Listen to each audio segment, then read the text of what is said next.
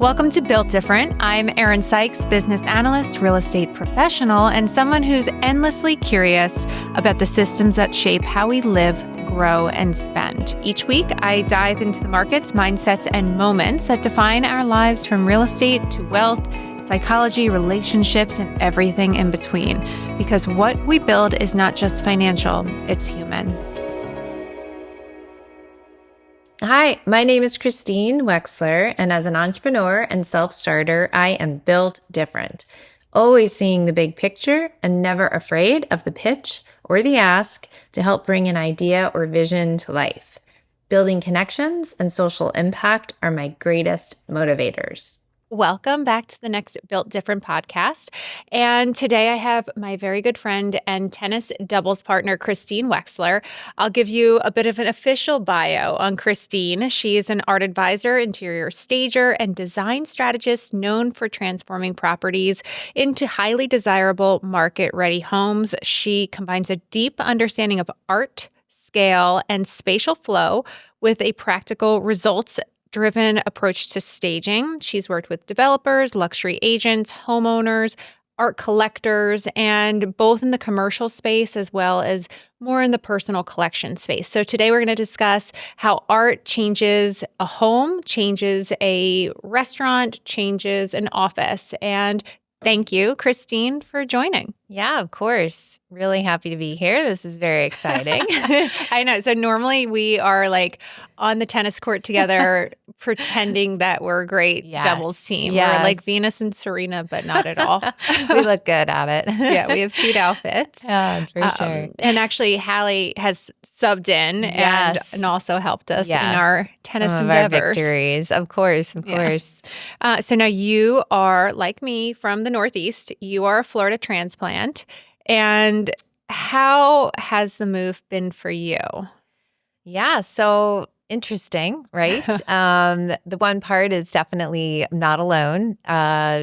Finding familiarity and meeting people just like myself that have made, the change and moved south is pretty easy to do. Mm-hmm. It's definitely different. New York moves at a little bit faster of a pace. Yes. Florida, is people it's are on breathing its lunch a break little all easy. of the time. Yeah. So it definitely is something to get used to. Mm-hmm. But it's very exciting. Everything that's going on here in South Florida, all the growth and the redevelopment. There is an energy there, to really sort of set the tone and the pace to attract even more, businesses and residents, coming into the city, into the area. So, me personally, it's a great way of life here. But I definitely sometimes need to recharge up north and, come back down, and bring all that with me. So, yeah, I feel like that's exactly what I do. I like Florida. I love living here. It's a healthy lifestyle. I've gotten into more outdoor activities, but I feel like I am so, I would say relieved or happy or just grateful that I started my career in the Northeast because I think it taught me discipline and like a hustle, a work ethic that Florida doesn't necessarily fully resonate yet. We can see it as the migration continues south, but it's not the same. So I think we automatically have a better edge as New Yorkers, absolutely, having transplanted to Florida. Yeah. It's the hustle. It's that, grit of go out and find it. Not be afraid to ask for it. Go out and find it. It's definitely something that I feel it's from where I'm from. Yeah, it's like gives me the confidence innate inside of you. Yeah, it will never go away. Yeah. Never wanted to. Now, how did you get started in art? Yeah, so I'm actually an artist myself. I'm a photographer. I've been a photographer for many years. And that's sort of what I always say. My roots come from doing everything that now I sort of help other people do, I did for myself. I marketed myself. I promoted. I worked with, designers, real estate agents, brand new homes, new construction, redevelopments, all as an artist personally.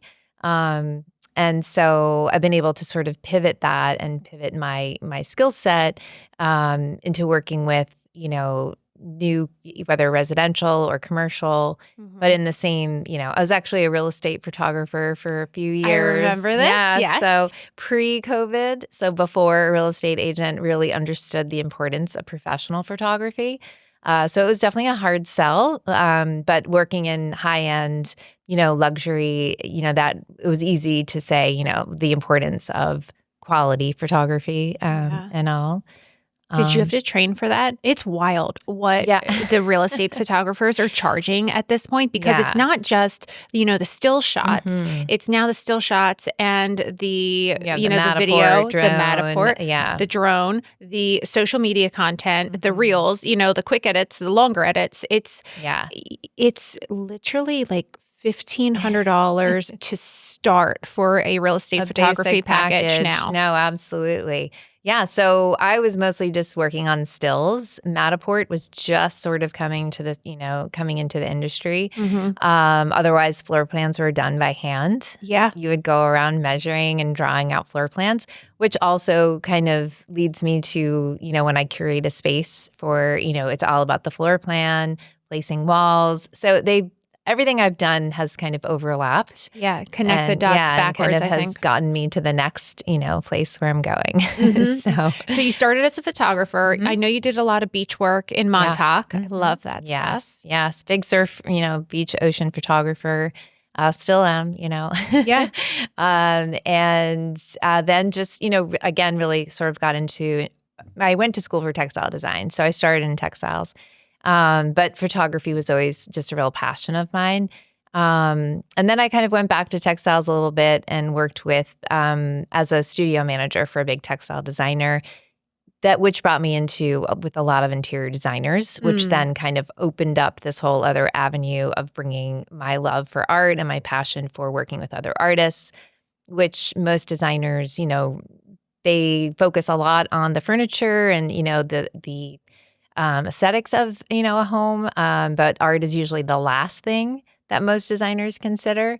And so it's really been great to see that sort of change where now art is definitely a bigger focal point. It's included in all the budgets, and it's something that most designers now welcome having an advisor, there to make several suggestions and help the client or the homeowner see what they'd like. I think art can be very intimidating to a layperson. Use myself as an example. Absolutely. I have no problem, personally designing the interior of my homes. Like I like picking out furniture. I like picking out wallpaper. Like I get it. I have the aesthetic eye for that. Yeah. However, when it comes down to the finishing focal points of art, I can't make a decision. Yeah. I've been in my current Florida house for 4 years, and I just actually bought the art. I just couldn't. Well, that's thank great. you. It's not 100% done, but like a couple pieces. And I didn't know really where to get it. I know that there's real art and there's kind of like costume art. And I feel like I dabble somewhere in between the two. Sure. But I think that, you having the background of the interior design and then also an artist yourself, you're not intimidating in terms of being able to help survey a space and Sure. what to add character, how to add character to it.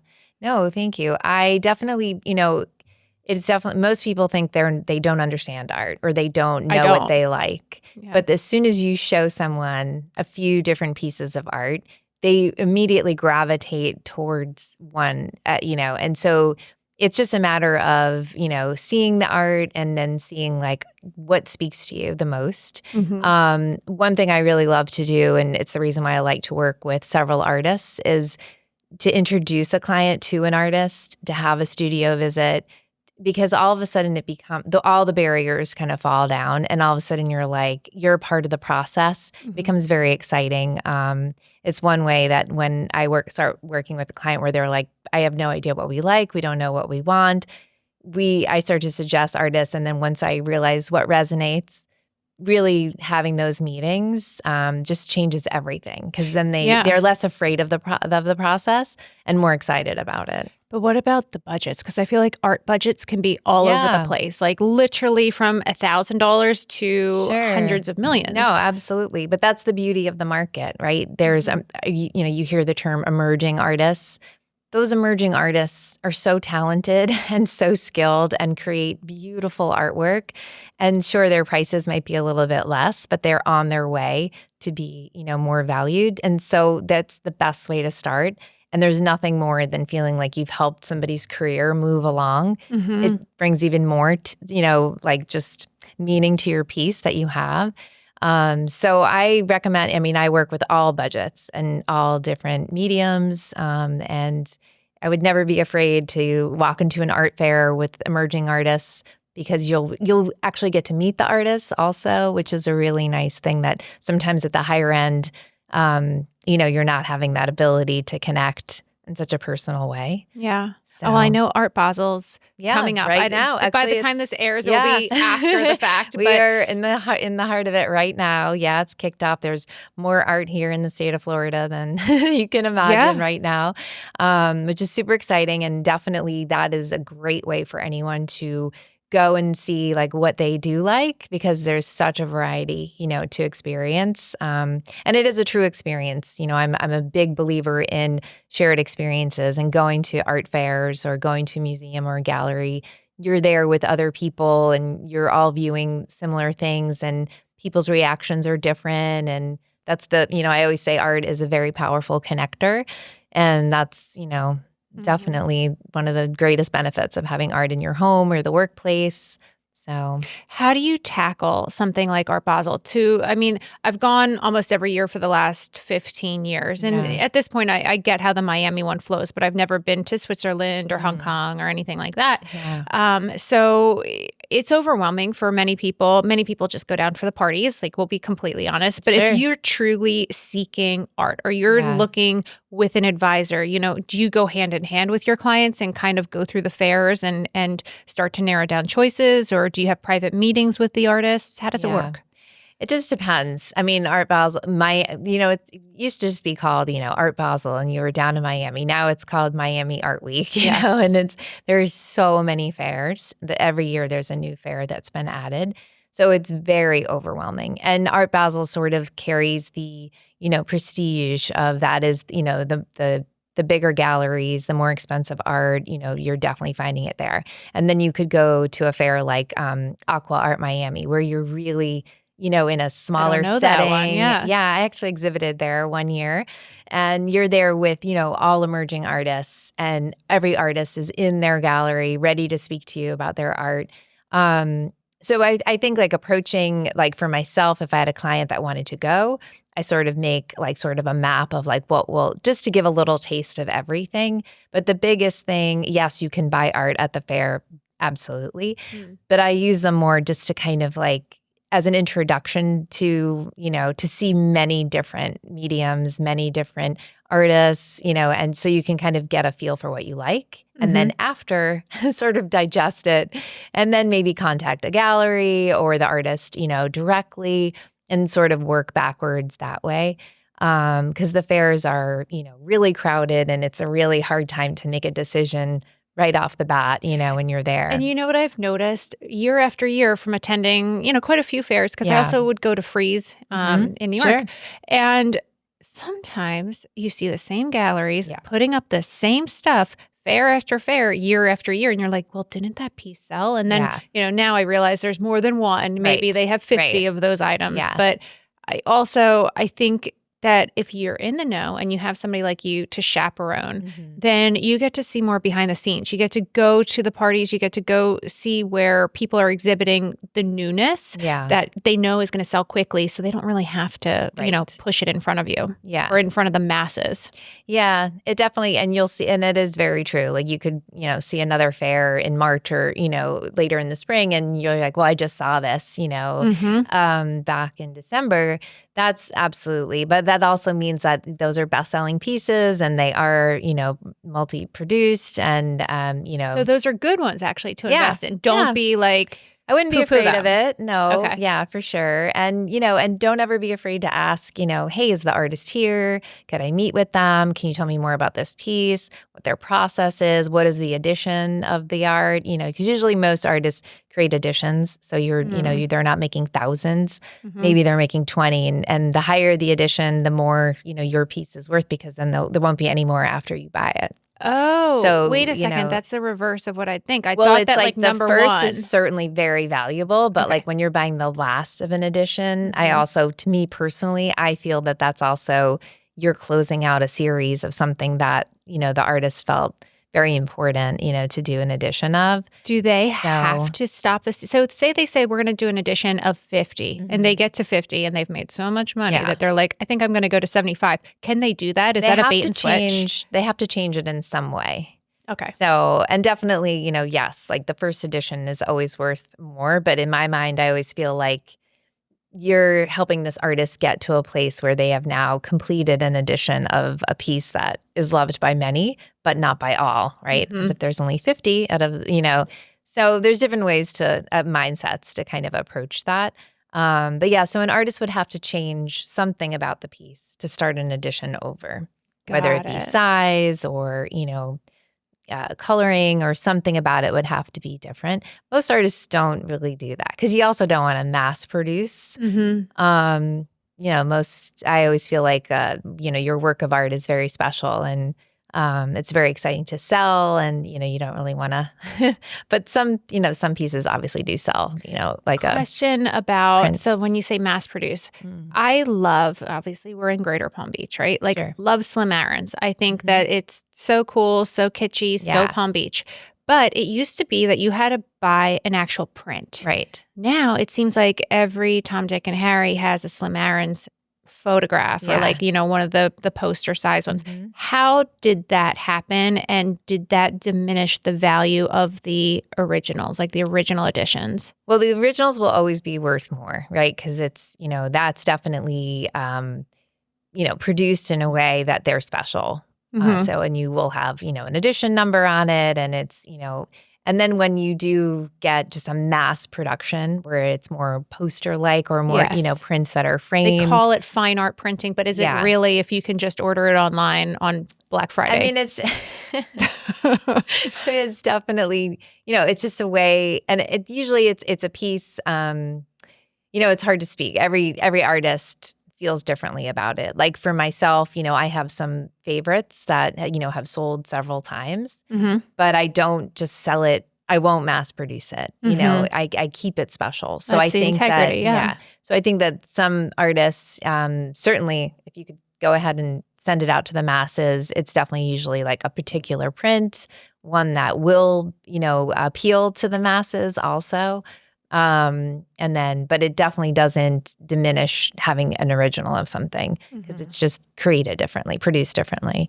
The paper quality, everything there sort of, Like it yeah. trumps the Mhm. mass Yeah. production of anything. Of course. It's just like, It's like a license in a sense. like a license, like a Cartier love bracelet Mhm. versus the one you get on Canal Street Right. or, a Louis Vuitton bag Yes. or whatever it is. It's all the Yeah, same I story. mean, it's not like a dupe, but it is just produced in a way that people can afford it, which sometimes you want people to have it. So you feel good about being able to offer it at a lower price. Mhm. Definitely doesn't diminish because I think having, the first or this, the second is always, super special because, Yeah. and especially to an artist, like selling your first piece, and if you saw a piece that, some emerging artists have, like you'll see their work again because that original hasn't sold yet.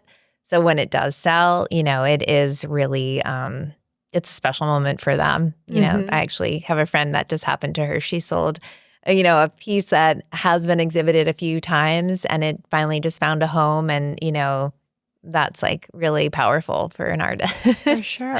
Yeah. Now, I know that you historically have worked with both individual collectors and then more like commercial or companies that Yeah. have exhibitions within their offices. Explain how that's kind of different from each other.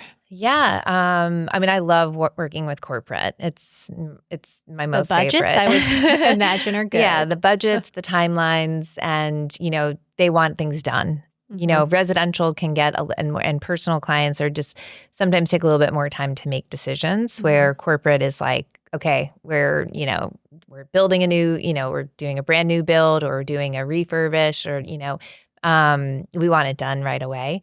So it definitely takes time, but it's more exciting and it moves at a steadier pace. Mhm. But one of the greatest things, art in the corporate setting is so crucial for the people, the staff, the team. You cannot, if you ever walk into an office space or a doctor's office or anywhere where there's all white walls, you're immediately sort of thrown off that, what is this? It's like you're in a box, there's nothing is evoking like emotion. So you don't know, should I be comfortable here? Should I be scared? Should I feel powerful here? Where am I, what am I feeling if all the walls are just white, Yeah. So it's really important. And so I'm super fortunate to work with a couple of big companies that after COVID decided to, really redesign their spaces to get everybody to come back to work. Mm-hmm. And that became a big trend, which also trickled down to South Florida. Like, okay, let's also build that South Florida office. So we have New York, but we also have, South Florida. And another theme was really making sure if you're whatever city that you're in, you're with your company because of something similar within the design. So the same carpets, the same furniture, the same color schemes.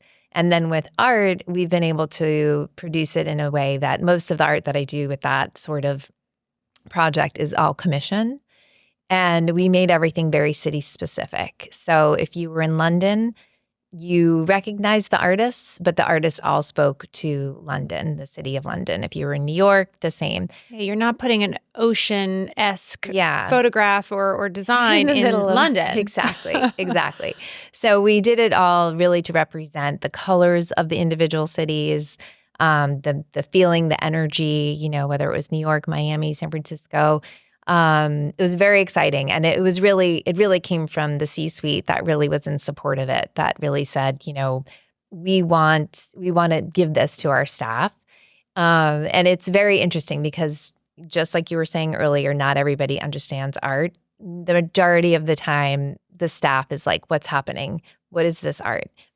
Do they Why like do we it? need this? Or they're so disruptive. Yeah. So when we do an install like that, we do it at night, and we work till like midnight getting everything in. And so my one of my favorite parts is in the morning, being like in the cafe or like the lounge and just quietly sitting in the corner. And as everybody sort of trickles in and sees, the transformation and hearing all the chatter, which sometimes is, negative, positive, having questions.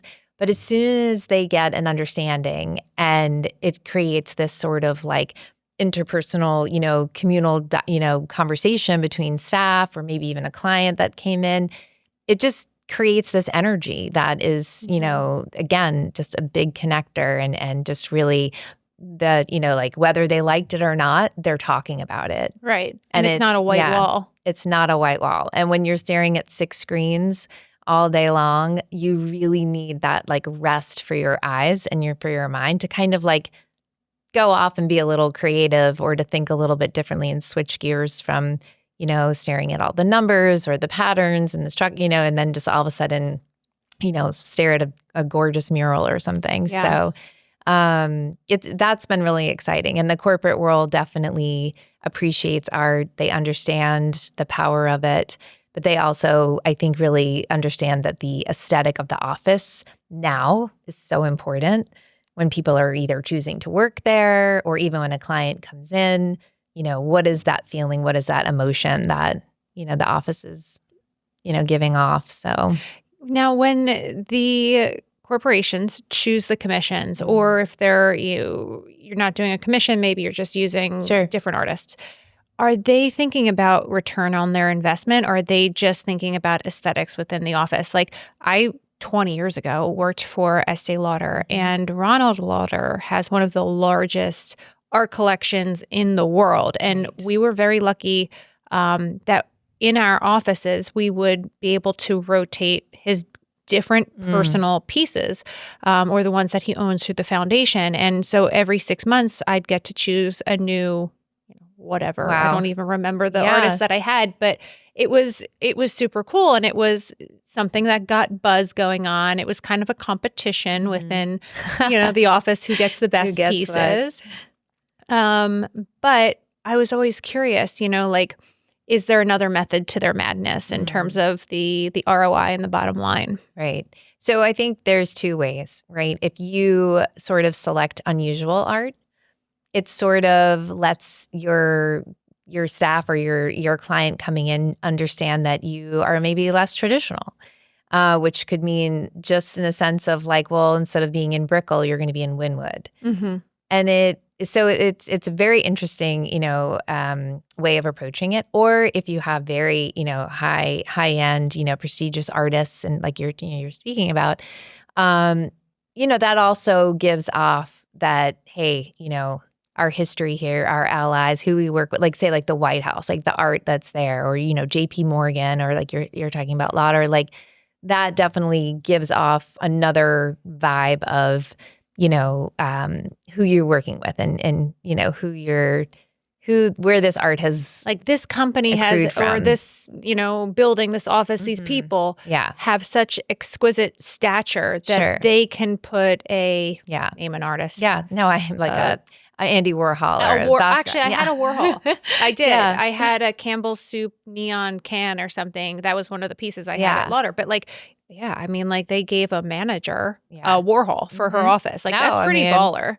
It's amazing. And that's a great way to do that. That's fantastic. I think that there are so many employees now in these, like, let's just say like a hedge fund office. Mm-hmm. I mean, you're talking 200 plus. And so nobody has an individual office. There's few, but it's really financial open. Firms, you just have an open concept. Very open concept. So really, using that wall space to set the tone and set this, vibe is crucial. And my experience, what has been so exciting is to be able to pull in artists that maybe you don't know their name, but they are creating these pieces, blood, sweat, and tears, and it really adds because it's relatable.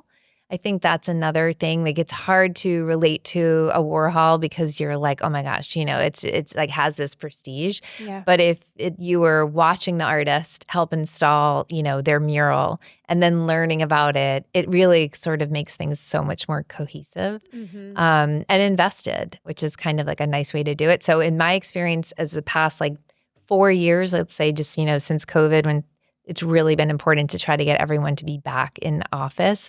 That way of selecting art where it's more approachable, you're less afraid of it, or you just say, well, okay, yeah, of course, that's a well-known, that's a contemporary piece. Mm-hmm. So it just sort of, that depends. Helps me understand like why companies would do commissions versus use existing art because you're trying to pull together the personalities or the divisions within a space and find something cohesive. I think that's harder probably to do with existing pieces and like fitting square pegs into round holes versus just starting from scratch and doing it for that space. I used to work with a company called Art Lifting, and they work with artists that have had home insecurity, veterans, and disabilities. Mm-hmm. And they work with big corporations all over the country because it also allows those corporations to share in the fact that they support and that they are, wanting to show that they're concerned or they're, to help these, individuals. And the thing is that in the art world, if you were thinking of somebody who is homeless or a veteran or disabled, where do they fit in this prestigious art market? It's a very hard place to be. So Art Lifting has curated an amazing collection of artists, and their art is fantastic because whatever their status is at the moment, they were born with an amazing talent. Yeah.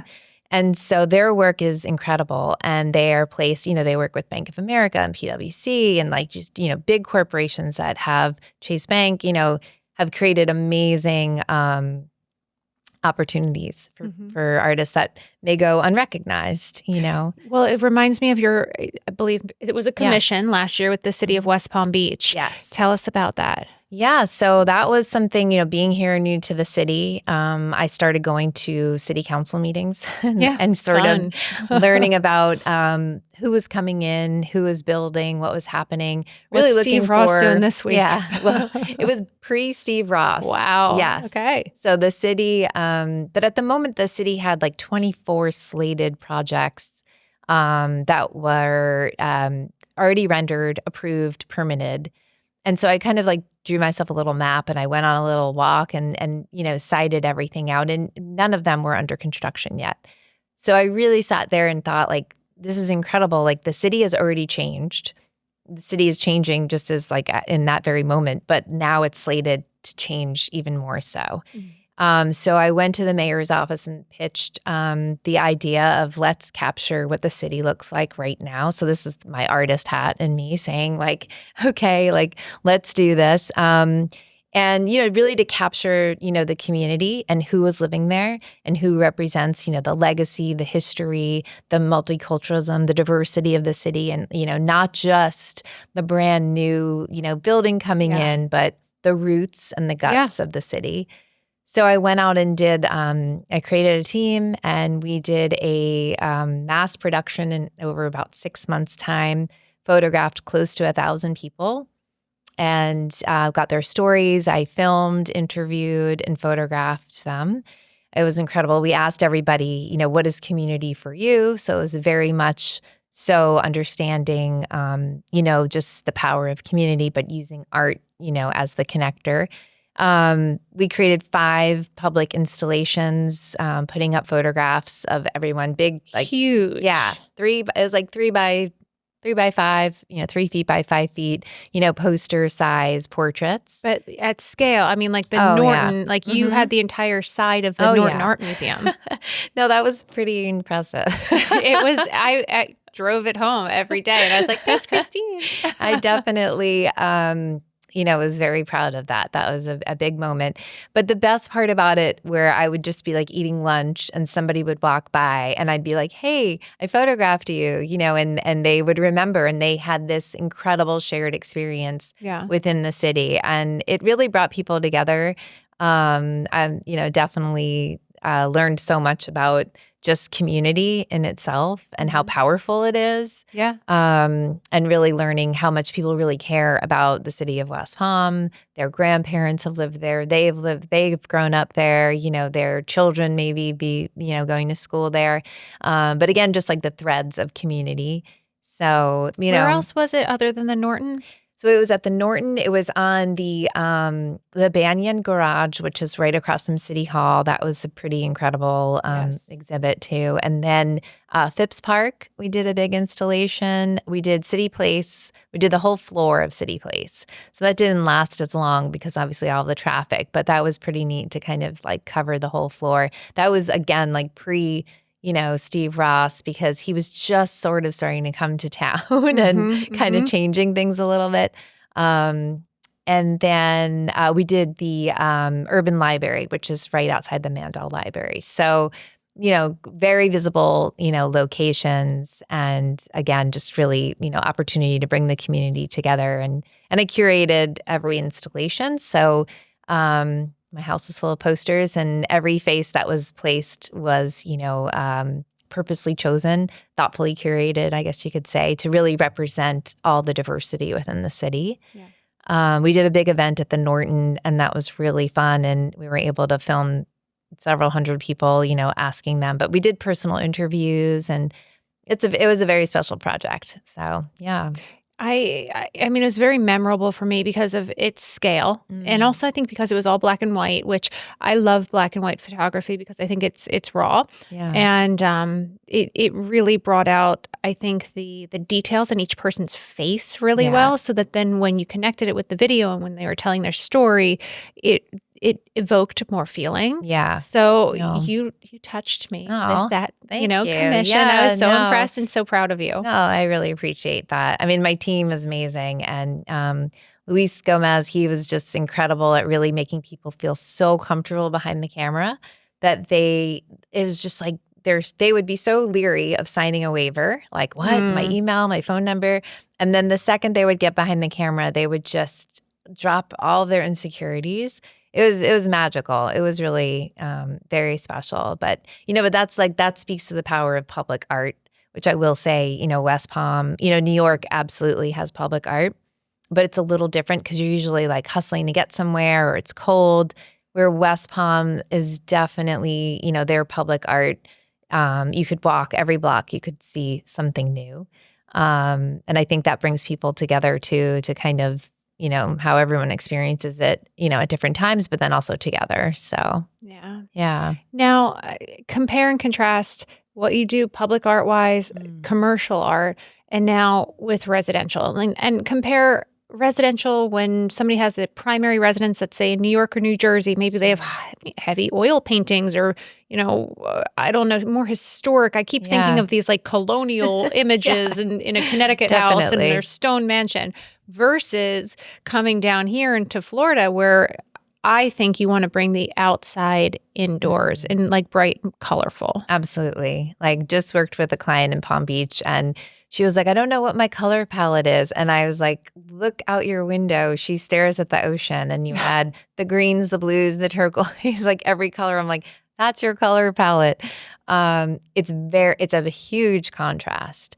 And it's definitely something that it's very interesting because most people have lived in those homes in the Northeast for 10 to 20 years. Yeah. So they're easy. Yeah. So like their interiors, have changed maybe over that period of time, but still it's very homey. It's layered in memories and life and things. And then they come here and they buy, a brand new apartment and it's white and it's lots of glass and floor to ceiling windows. And all of a sudden they're like, what do we do here? So that's been really interesting to work with. But it's also allowed them to be a little bit more whimsical, have a little bit more fun with it.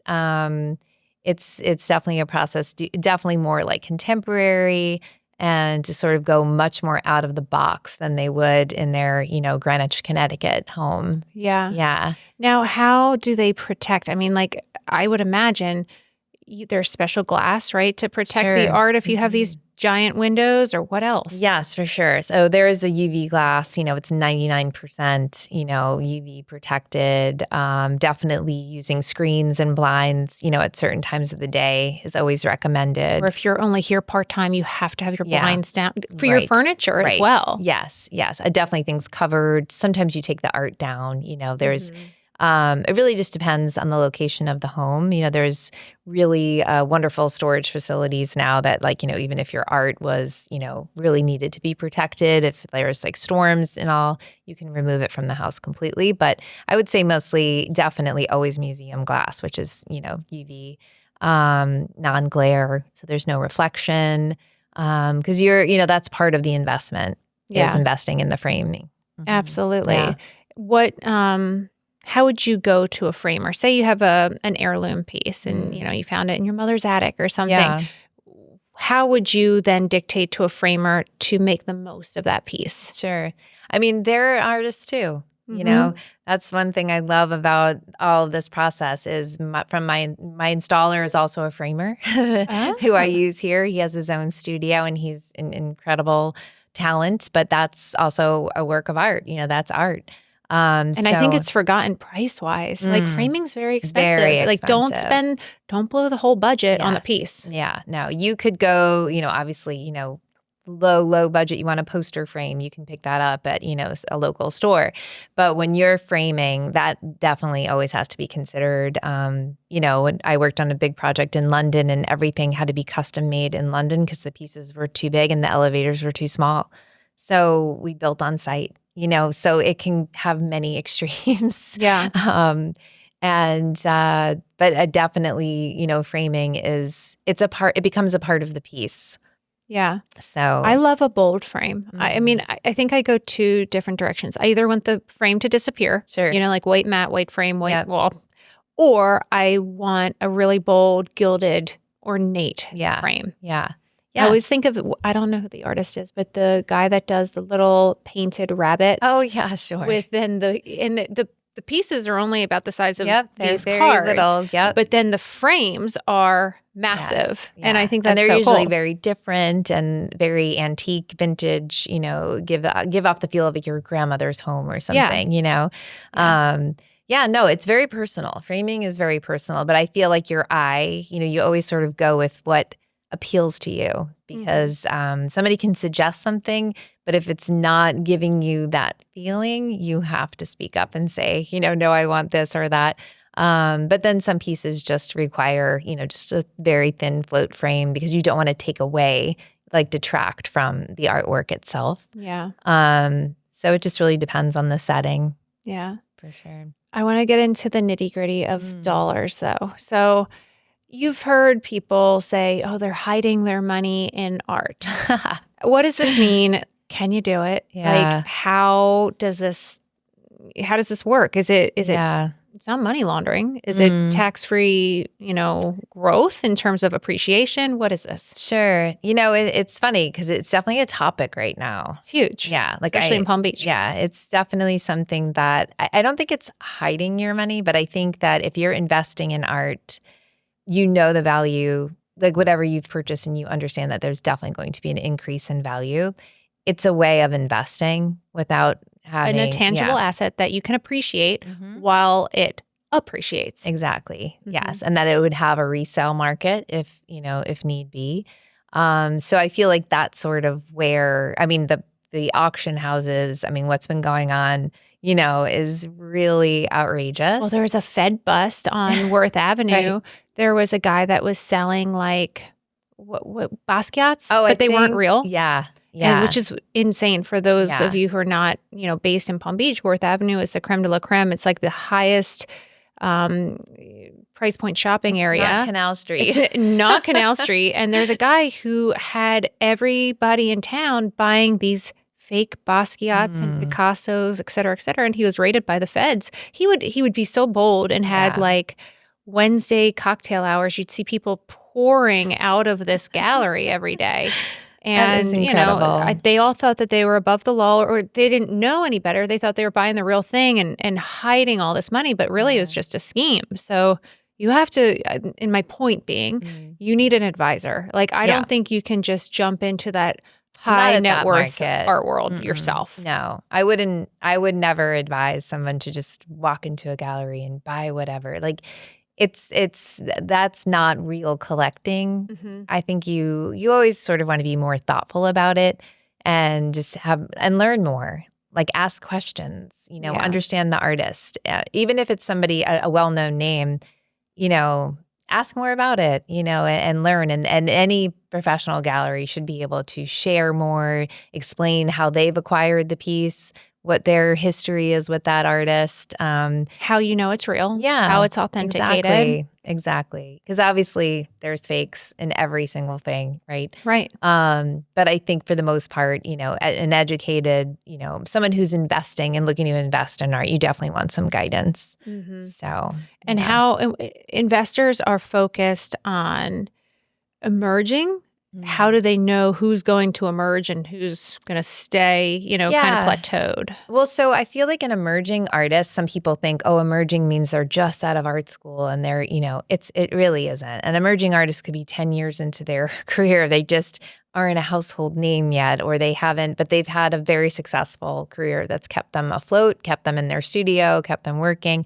So there's, I think, a misconception with the word emerging. I don't really love using it because I would say, like, it's a little cliche. The majority of artists that I work with could be considered, but they're not. They're fully functioning and they have great sales, every year. So, and they're always evolving. So I think like that's something when you look at an artist, you want to know that they're constantly they're not evolving because their last pieces weren't working. They're evolving because what they were doing was great, and now they've just sort of added to it and amplified what they were to what they're working on now, and it's new. And so how when you're doing something new and you're learning, it's exciting. So there's like a new energy towards their next collection. I think that's it's the same as fashion. Yeah, that's how I would evaluate an artist that I would be interested in. Is to really. And that's the nice thing about working with an artist like that is you can speak with them, you can talk with them, and you'll know right away, like, okay, I want to invest in this person. It is a gamble. Maybe it doesn't go anywhere. Right. Like any other investment, like it's not necessarily all going up. Right. So right. I think that's the misnomer with art. I think people have listened to talking heads on TV or pundits or Instagram or whatever, and like, oh, you always make money in art. And they say it about real estate too. You always make money in real estate. That's not true. Right. Like for everybody that's making money, somebody else is losing money. Yeah. So like it all evens out in the end. No, it's definitely true. An artist can, something could fizzle out, but I think that it's just like, don't buy carelessly. I think that's really what it comes down to is get excited about the process of educating yourself, Really like the piece. Yeah. And then you really can't go wrong. If you buy it because you love it and it makes you happy, then it's always valuable. It's just gravy if It's priceless. it, goes up. Yeah. Yeah. And getting the story behind it. I always feel like for myself, whenever I sell a piece of my own artwork, I always share the story. Like, what was it like photographing on that day? What did it mean to me? Because a lot of the work that I did out, let's just say in Montauk, in the East End, the land doesn't even look like that anymore. No. I've had people question me, this isn't, this area, this doesn't look like this. And I was like, well, that just means that you haven't been going there since you were 5 years old and you're a new person coming on the scene, but there's a history there marking. And that's what art also does. It's a timestamp, it really holds, a part of a moment in time. And that's really special. It can't be reproduced so quickly, so easily. Absolutely. So, yeah. I guess I have one more kind of concept to review. Sure. And that's, so for those people who already have art collections, maybe they have a piece that they want to sell. Yeah. They don't really know how to go about doing so. What's that process like? Yeah. So I'm sort of helping someone with that right now. And it's new for me. It's not something that I really have a lot of experience in, but I do have sort of like the people to sort of ask, would you be interested in this art? But it is something, I have a collector. He has an incredible collection and he's gone through it. He's decided what he's keeping. He's decided what he's giving away to his family. And then there's a whole collection now that he's ready to release. So really finding somebody that one believes in the art, it has to resonate with me in order for me to go out and, talk about it and share it. But there's definitely professionals that this is what they do. They can, if they find, know your piece, they can sell it for you. They'll present it to galleries, museums. But if someone who just has, looking to move several pieces, sometimes going with an advisor is good because they're usually working on big projects and have more walls to cover, and it might be a good fit. So rather than going and taking the pieces to a gallery, they could contact an individual advisor. Sure. And that advisor could use that art that's looking to be sold in their current project. So kind of killing like two birds with one stone. Yeah. If it speaks, it's almost like rehoming sounds really like devaluing it. But, you could absolutely sell it to a gallery and that's 100%, a way to go to approach it. But if you work with an advisor and there's a piece that the value, the price, like things are set, obviously everything has to be done, the right way, but it's a great way to share also, because if the piece brought you joy and you just sort of want to see it go somewhere else and, and you could have a personal connection and know who it goes to, if that's something that was important to you. But it is something, again, I'm not a true expert in it, but it's something that I'm working on currently. I've got, a beautiful piece that I think belongs somewhere here in South Florida and hoping to find. I think I have an idea for it, by the way. Okay. Yes, we will talk about that off air. But that would be great. It has really resonated with me because I somewhere. think it's cool. The piece she's talking about is very sculptural. It kind of evokes the ocean without being so literal with the turquoises and the blues. No. So we'll talk about this. Okay, that would be fabulous. Yes. Well, please pitch yourself. Where can people find you? Where can they learn about your art and your advising? Oh, my goodness. So you can find me. My company is called Individual Thread. And I'm an individual thread in a community, the fabric of the community. And Christine Wexler, you can find me individual thread on Instagram. All my information is there, and happy to help with any productions or advising. Definitely a creative producer. So amazing. Yeah, love you. Well, thank you. No, this has been fantastic. I'm really excited. Wish you all the best. Thanks for listening to Built Different with Erin Sykes. If you enjoyed today's conversation, please be sure to rate, follow, and review the show wherever you listen to podcasts. For more insights and updates, follow along on Instagram and share this episode with someone who's building their own version of success. Until next time, keep building a life of value because we're all built a little different. I record Built Different at Pod Plus Studios in Jupiter, Florida. To reach my real estate team, visit sykesproperties.com, and to reach me directly, email Erin@sykesproperties.com.